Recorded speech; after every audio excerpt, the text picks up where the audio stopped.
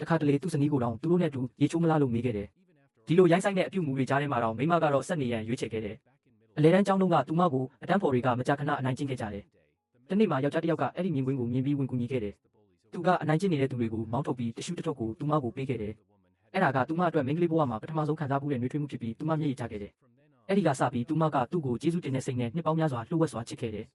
ဒါပေမဲ့ယောက်ျားကတော့အလဲတန်းကျောင်းကအဲ့ဒီအဖြစ်အပျက်ကိုမေ့နေခဲ့တယ်မိုးရွာပြီးလျှက်စီးလက်တဲ့နေ့တစ်နေ့မှာယောက်ျားကစိတ်ပိုင်းဆိုင်ရာပြိုလဲမှုတစ်ခုဖြစ်ခဲ့တယ်သူခံစားချက်တွေကိုမထိန်နိုင်တော့ဘဲမိခင်ရဲ့အမွေအနှစ်တစ်ခုကိုမတော်တဆဖျက်ဆီးမိခဲ့တယ်မိမကအချိန်မီရောက်လာပြီးသူ့ကိုအသားအရာဖက်ကနှစ်သိမ့်ပေးခဲ့တယ်